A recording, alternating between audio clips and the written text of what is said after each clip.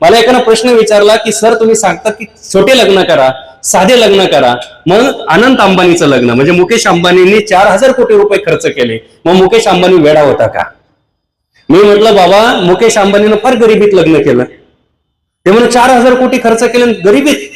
मग म्हटलं तुझ्याकडे जेमिनी नावाचा ऍप आहे, तुमच्याकडे गुगल आहे. आता बसल्या बसल्या किंवा घरी गेल्यावरती गुगलला किंवा जेमिनीला एक प्रश्न विचारा की मुकेश अंबानी यांचं एका दिवसाचं उत्पन्न किती? ते उत्पन्न येतं 165 ते 168 कोटी रुपये एका दिवसाचं. एका दिवसाचं किती उत्पन्न? 165 ते 168 कोटी रुपये लिगल उत्पन्न येतं. 4,000 कोटी खर्च केले म्हणजे 30 दिवसाचे पैसे, 1 महिन्याचा पगार खर्च केला पोराच्या लग्नात. मग गरिबीतच केलं की नाही?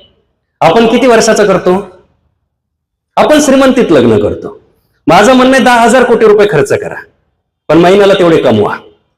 आमच्या अडचणी काय की आम्ही मराठी माणसं अनुत्पादक गोष्टींमध्ये जास्त खर्च करतोय.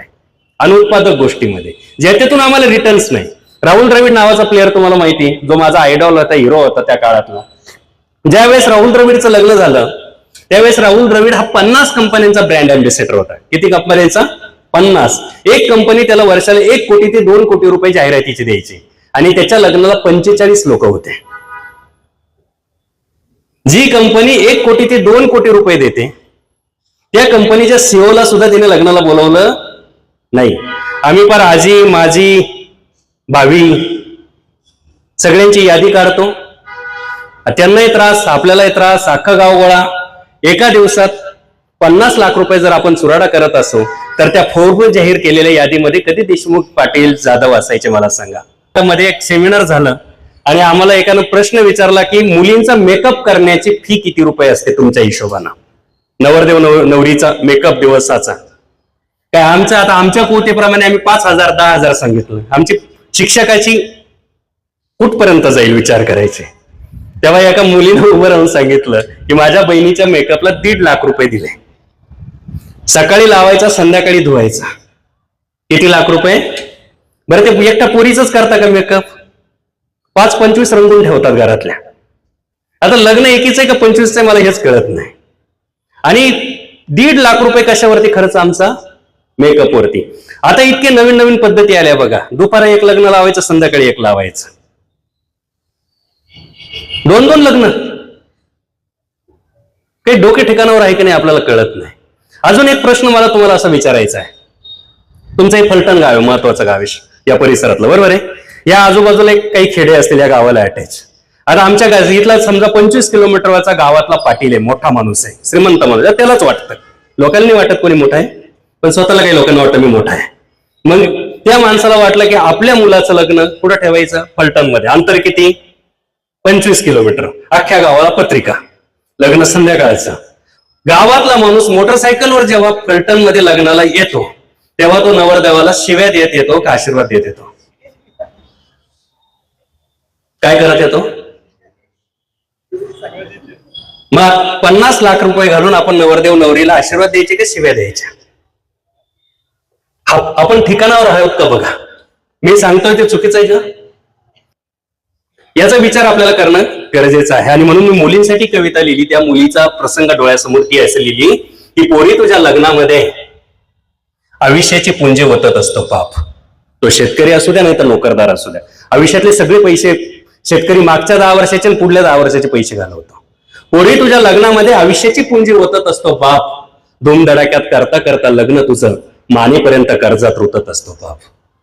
पोरी तुझ्या लग्नामध्ये आयुष्याची पुंजी ओतत असतो बाप. धूमधडाक्यात करता करता लग्न तुझं मानेपर्यंत कर्जात रुतत असतो बाप. पीक दुष्काळात जळतं, पुरामध्ये वाहतं, अवकाळीत सडतं, गारपिटीत झोडपतं. तूच सांग ना वर्षाकाठी वावरामध्ये काय शिल्लक राहतं? पीक दुष्काळात जळतं, पुरामध्ये वाहतं, अवकाळीत सडतं, गारांमध्ये झोडपतं. तूच सांग ना वर्षाकाठी वावरामध्ये काय शिल्लक राहतं? तुझ्या लग्नात खर्च केलेला एकन 1 रुपया कर्जाचा असतो. फेडता नाही आला तर कित्येक बापांच्या गळ्यात आत्महत्येचा फास दिसतो. फेडता नाही आला तर कित्येक बापांच्या गळ्यात आत्महत्येचा फास दिसतो. आता पुढल्या वेळी खूप महत्वाचे आहे, कारण आता परिस्थिती बदलली. पूर्वी नवरदेव म्हणाल तसं लग्न व्हायचं, आता नवरी म्हणाल तसं लग्न होईल. फक्त नवरी हो म्हटली पाहिजे. अनेकांच्या नशिबात तो होकारच नाही. प्रत्येक गावात 50-50 नवरदेव बिगर लग्नाचे. म्हणून ह्या परिस्थितीचा आपण वेगळा फायदा घेतला पाहिजे. म्हणून मी लिहिलं की पोरींनो, आता दिवस तुमचे, काळ तुमच्या पायाशी लोळण घेतोय.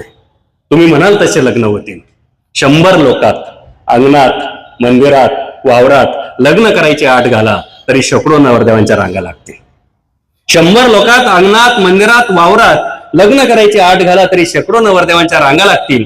आणि आता शेवटच्या वेळी फक्त इथं सगळ्यांनी काळजावरती कोरून घेऊन जा. प्रत्येक मुलीनं समजून सांगा समाजाला, प्रत्येक मुलीनं समजून सांगा समाजाला, बँक्वेट हॉलमधील साखरपुडा, बँक्वेट हॉलमधील साखरपुडा लाखोचं प्री वेडिंग शूटिंग, बँक्वेट हॉलमधील साखरपुडा लाखोचं प्री वेडिंग शूटिंग, महागडे कपडे, लक्झरी फर्निचर, डीजेवरची मेहंदी, हजारो लोकातली हळद आणि रक्त शोषून उधळपट्टी करणारं लग्न, या सगळ्यांना फाटा देऊन साधं लग्न करण्याचा माझा पण नवा आहे. या सगळ्यांना फाटा देऊन साधं लग्न करण्याचा माझा पण नवा आहे. कारण एकच, मला माझा बाप जिवंत हवा आहे. कारण एकच, मला माझा बाप जिवंत हवा आहे. आपल्याला आपला बाप जिवंत असावा, त्याची मान कोणाच्या दारामध्ये जाऊन खाली जाऊ नये असं जर प्रत्येक पोरीला वाटत असेल तर पोरींनो स्वतःमध्ये बदल करा.